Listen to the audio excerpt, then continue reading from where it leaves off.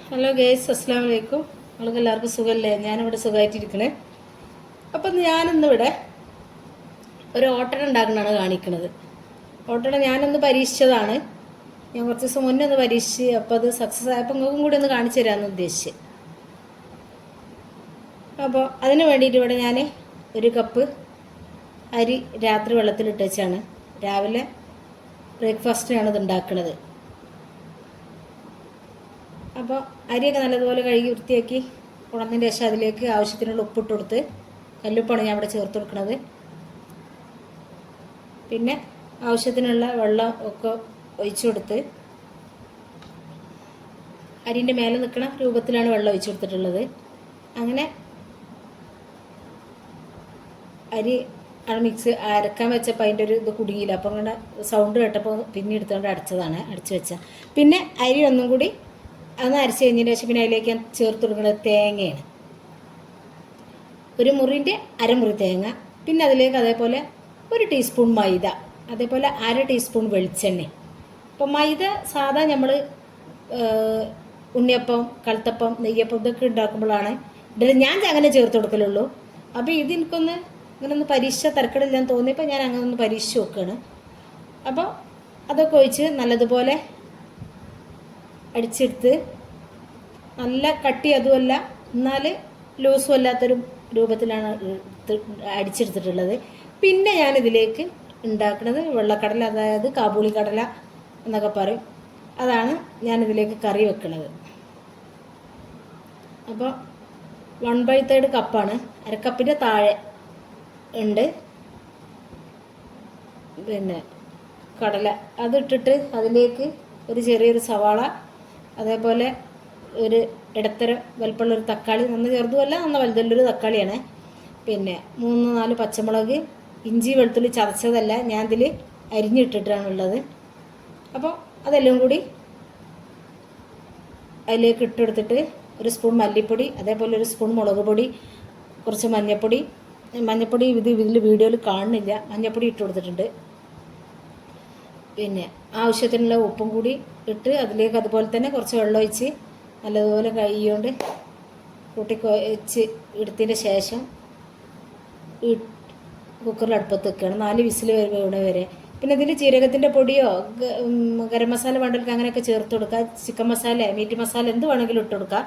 പക്ഷെ ഞാനതൊന്നും ഇതിലിട്ടിട്ടില്ല. മുളക് പൊടി, മഞ്ഞൾപ്പൊടി, മല്ലിപ്പൊടി, ഉള്ളി, വെളുത്തുള്ളി, പച്ചമുളക്, തക്കാളി ഇതിട്ട് കൊടുത്തിട്ട് ഞാൻ ഒരു 4 വിസിൽ വരെ ഇത് അടുപ്പിച്ച് എടുത്തുകയാണ്. ഇനി അതിലും കൂടുതൽ വേണ്ടവർക്ക് ഒരു വിസിലും കൂടി 2 വിസിലും കൂടി ഒക്കെ അടുപ്പിക്കാം. പക്ഷെ നമ്മുടെയൊക്കെ അത്ര ഓടിനത് ഇഷ്ടമല്ല. പിന്നെ ഞാൻ 2 സ്പൂൺ വെളിച്ചെണ്ണ ഒഴിച്ച് അതിലേക്ക് കടുക് ഇട്ട് കൊടുത്ത്, അതേപോലെ കുറച്ച് ഉലുവമണി ഇട്ട് കൊടുത്ത്, പിന്നെ കുറച്ച് പെരിഞ്ചീരകവും കരിവേപ്പിലയും ഇട്ട് കൊടുത്ത് അത് താളിച്ചും ചെയ്ത്. പിന്നെ ഇനി ഇതിൽ തേങ്ങ അരച്ച് ഒഴിക്കേണ്ടവർക്ക് ഒഴിക്കട്ടെ. അവിടെ ഞങ്ങൾക്ക് തേങ്ങ ഇഷ്ടമില്ലാത്തതുകൊണ്ടാണ് ഞങ്ങൾ തേങ്ങ ഒഴിക്കാഞ്ഞത്.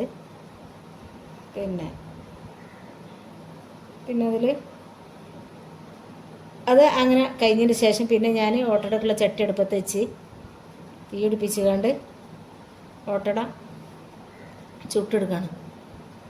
തീ കത്തും വേണം, എന്നാൽ തീ ഓവറായി കഴിഞ്ഞാൽ ഓട്ടടൻ്റെ അടിഭാഗം കരിഞ്ഞു പോകും. അപ്പോൾ കത്താതെ ഇരിക്കരുത്, എന്നാൽ ഓവറാവും ചെയ്യരുത്. ആ ഒരു രൂപത്തിലായിരിക്കണം ഓട്ടടക്ക് തീ കത്തിക്കേണ്ടത്. ഇതൊക്കെ എല്ലാവർക്കും അറിയണത് ആയിരിക്കും, അറിയാത്തവർ ആരെങ്കിലും ഉണ്ടെങ്കിൽ ആണ് ഉദ്ദേശിച്ചിട്ടാണ് ഇപ്പോൾ ഈ പറയണത്. അപ്പോൾ ഇങ്ങനെ ഓട്ടട ചുട്ടെടുക്കുമ്പോൾ വേഗം ചട്ടിയിൽ നിന്ന് കിട്ടുന്നുണ്ട്. ഒന്ന് ഞാൻ കണ്ടത് അത് നമ്മൾ ഓട്ടട അപ്പുറം നല്ല മസിൽ പിടിച്ചിട്ട് വേണ്ടി വരും കുത്തി എടുക്കണമെങ്കിൽ. ഇതിനത് വേണ്ട. പിന്നെ തീരെ കരിയാതെ കിട്ടണത് തന്നെ. ഞാനൊക്കെ എന്തായാലും ഓട്ടട ഇട്ട് കഴിഞ്ഞാൽ ആദ്യത്തെ ഓട്ടട ഒന്നുകിൽ എന്തെങ്കിലും പ്രശ്നമായിട്ട് ചിലപ്പോൾ ശരിയായി ചട്ടിയിൽ നിന്ന് കിട്ടൂല. ഇതിനങ്ങനത്തെ ഒന്നും പ്രശ്നമില്ല. ഞാനൊരു 5 ഓട്ടട ചുട്ടത് 5 സൂപ്പറായിട്ട് എനിക്ക് കിട്ടിയിട്ടുണ്ട്. കുഴപ്പങ്ങളൊന്നും വന്നിട്ടില്ല. അപ്പോൾ നിങ്ങളും ഇതുപോലെ ഒന്ന് ഉണ്ടാക്കി നോക്കിയിട്ട് കമൻ്റ് അറിയിക്കുക. അപ്പോൾ എൻ്റെ വീഡിയോ നിങ്ങൾക്ക് ഇഷ്ടപ്പെടുകയാണെങ്കിൽ, വീഡിയോ കാണുമ്പോൾ തന്നെ ഇഷ്ടപ്പെട്ടാൽ ഒരു ലൈക്ക് തരിക. പിന്നെ സബ്സ്ക്രൈബ് ചെയ്യാതെ ആരെങ്കിലും കാണുന്നുണ്ടെങ്കിൽ പ്ലീസ് ഒന്ന് സബ്സ്ക്രൈബ് ചെയ്യുക. നിങ്ങൾക്ക് എൻ്റെ വീഡിയോ ഇഷ്ടപ്പെടുകയാണെന്നുണ്ടെങ്കിൽ നിങ്ങളെ ഫ്രണ്ട്സിനും ഫാമിലിക്കൊക്കെ ഒന്ന് ഷെയർ ചെയ്ത് കൊടുക്കുക. അപ്പോൾ ചിലപ്പോൾ ഇത് കാണുമ്പോൾ ആളുകൾ വിചാരിക്കും പിന്നെ ഇതിപ്പോൾ ഓട്ടട അല്ലേ എന്ന്. ഓട്ടട തന്നെയാണ്. ഓട്ടട മൈദ ചേർത്ത് ഓട്ടട ഞാൻ ഇതുവരെ ചുട്ടു നോക്കിയിട്ടില്ല. ഞാൻ എൻ്റെ ആദ്യ അനുഭവമാണെന്ന് ഞാൻ പറഞ്ഞല്ലോ. ആദ്യം ഒരിക്കൽ ഉണ്ടാക്കി നോക്കി. അപ്പോൾ അത് സക്സസ് ആയപ്പോൾ നിങ്ങൾക്കും കൂടി ഒന്ന് കാണിച്ചു തരാമെന്ന് ഉദ്ദേശിച്ചാണ്. അപ്പോൾ ഇഷ്ടപ്പെടുകയാണെന്നുണ്ടെങ്കിൽ ഫ്രണ്ട്സിനും ഫാമിലിക്കൊക്കെ ഒന്ന് ഷെയർ ചെയ്ത് കൊടുക്കട്ടോ. അപ്പോൾ അങ്ങനെ ഓട്ടട ഓരോന്നൊക്കെ ആയിട്ട് വെച്ചിട്ടെടുത്ത് ഓട്ടടയും കടലക്കറി, ചെറുപയറിൻ്റെ കറി, എന്താണ് പട്ടാണിക്കറിയൊക്കെ നല്ല കോമ്പിനേഷനാണ്. ഇവിടെ എൻ്റെ മോനക്ക് പറ്റില്ല കേട്ടോ. എൻ്റെ മോനക്ക് അതൊന്നും ഇഷ്ടമല്ല. കടലകൾ പയറ് വർഗ്ഗം വലിയ പോക്ക് പോലെ. ഞാനും എൻ്റെ മോളും കാര്യമായിട്ട് ഇവിടെ തിന്നല് കടല ചെറുപയറൊക്കെ.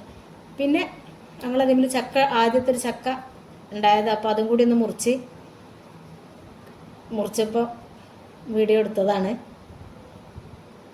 അപ്പോൾ അത് ഇതിൽ ഇത് 2 ദിവസം മുമ്പത്തെ ഒരു വീഡിയോ ആണ് കേട്ടോ.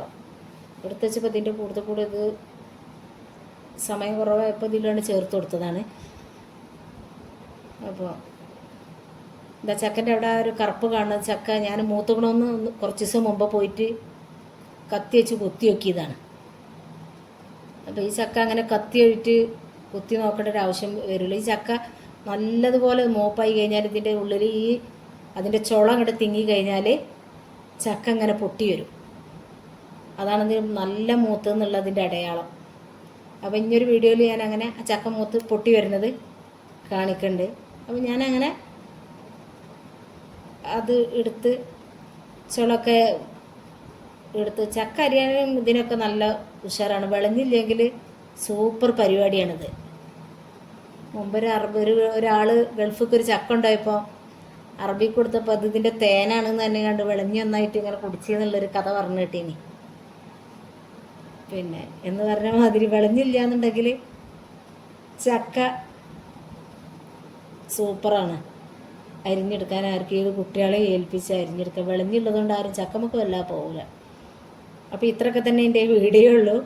വീഡിയോ നിങ്ങൾക്ക് ഇഷ്ടപ്പെടുകയാണെന്നുണ്ടെങ്കിൽ സപ്പോർട്ട് ചെയ്ത് സഹായിക്കുക.